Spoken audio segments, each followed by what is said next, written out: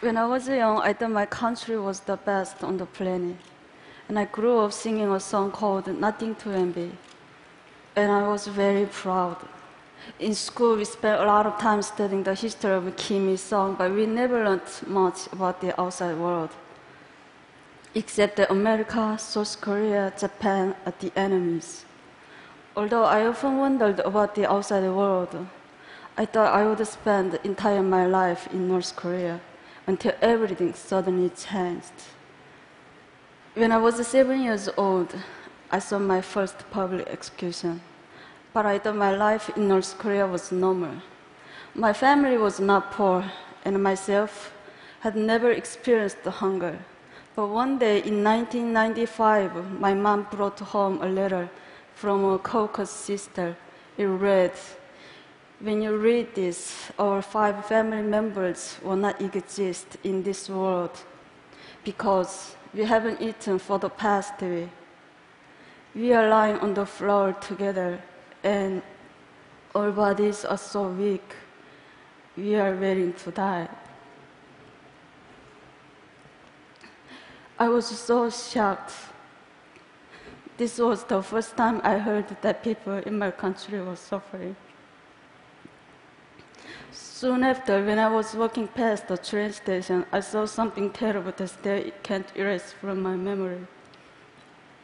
A lifeless woman was lying on the ground, while an emaciated child in her arms just stared helplessly at his mother's face. But nobody helped them because they were so focused on taking care of themselves and their families. A huge famine hit North Korea in the mid-1990s. Ultimately, more than 1 million North Koreans died during the famine, and many only survived by eating grass, bugs, and tree bark. Power outages also become more and more frequent, so everything around me was completely dark at night, except for the sea of lights in China, just across the river from my home. I always wondered why they had lights, but we didn't. This is a satellite picture showing North Korea at night compared to neighbors. This is the Amno River, which serves as a part of the border between North Korea and China. As you can see, the river can be very narrow at certain points, allowing North Koreans to secretly cross. But many died. Sometimes I saw dead bodies floating down the river.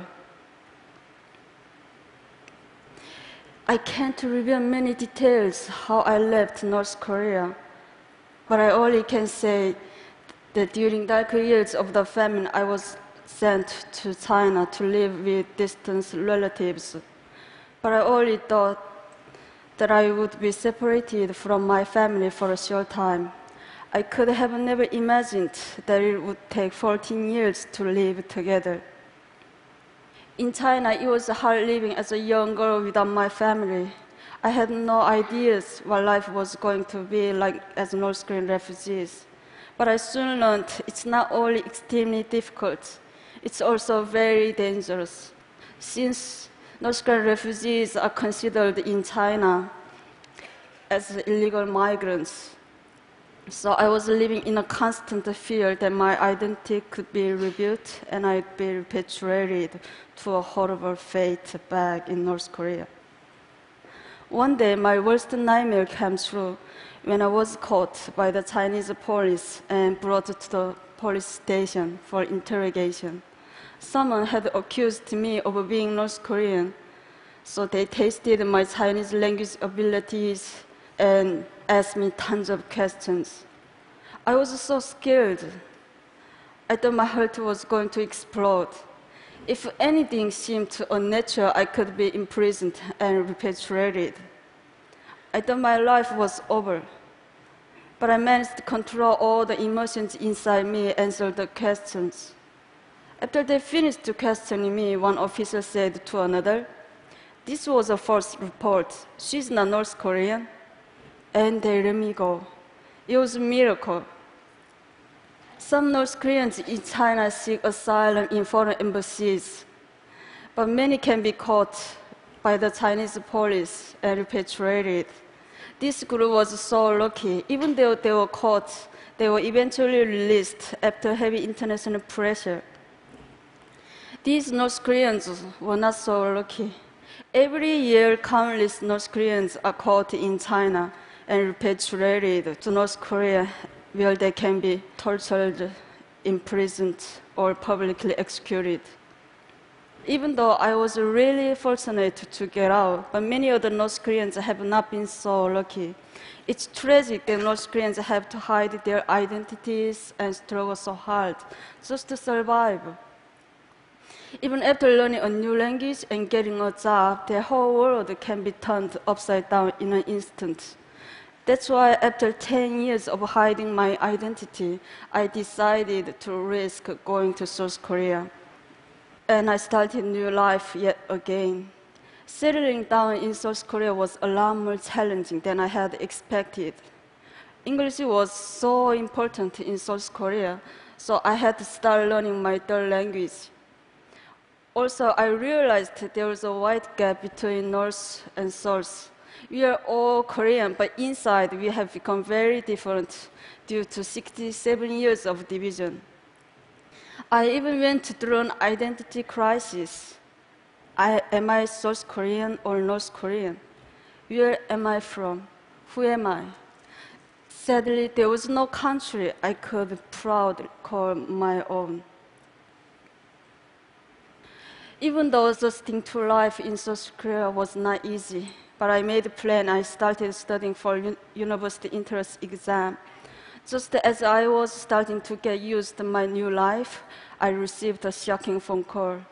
The North Korean authorities intercepted some money that I sent to my family, and as a punishment, my family was going to be forcibly removed to a desolate location in the countryside. They had to get out quickly. So I started planning how to help them escape.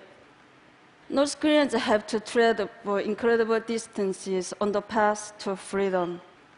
It's almost impossible to cross the border between North Korea and South Korea. So ironically, I took a flight back to China and I had to toll the North Korean border. Since my family couldn't speak Chinese, I had to guide them. Somehow, through more than 2,000 miles in China and then into Southeast Asia.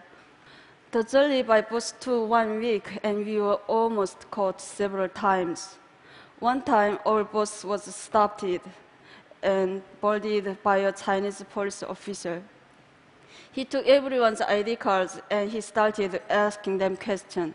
Since my family couldn't understand Chinese, so I thought my family was going to be arrested. As the Chinese officer approached my family, I impulsively stood up and I told him that these are deaf and dumb people that I was chaperoning. He looked at me with suspiciously, but luckily he believed me. We made it all the way to the border of Laos, but I had to spend almost all of my money to bribe the border guards in Laos. But even after we got past the border, my family was arrested and jailed for illegal border crossing. After I paid the fine and bribe, my family was released in 1 month. But soon after, my family was arrested and jailed again in the capital of Laos. This was one of the lowest points in my life. I did everything to get my family to freedom, and we came so close. But my family was thrown in a jail just a short distance from the South Korean embassy. I went back and forth between the immigration office and the police station, desperately trying to get my family out. But I didn't have enough money to pay bribe or fine anymore. I lost all hope. At the moment, I heard one man's voice ask me, "What's wrong?" I was so surprised. that a total stranger cared enough to ask. In my broken English and with a dictionary, I explained the situation, and without hesitating, the man went to the ATM, and he paid the rest of money for my family and 2 other North Koreans to get out of jail. I thanked him with all my heart, and I asked him, "Why are you helping me?" "I'm not helping you," he said. "I'm helping North Korean people." I realized that this was a symbolic moment in my life. The kind stranger symbolized new hope for me and the North Korean people when we needed it most. And he showed me the kindness of strangers and the support of the international community are truly the rays of hope when North Korean people need. Eventually, after our long journey, my family and I were reunited in South Korea. But getting to freedom is only half the battle. Many North Koreans are separated from their families, and when they arrive in a new country, they start with little or no money. So we can benefit from international community for education, English language training, job training, and more.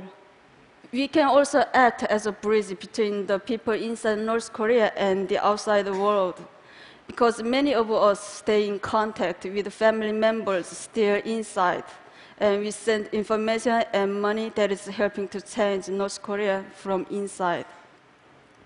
I've been so lucky to receive so much help and inspiration in my life, so I want to help give aspiring North Koreans a chance to prosper with international support.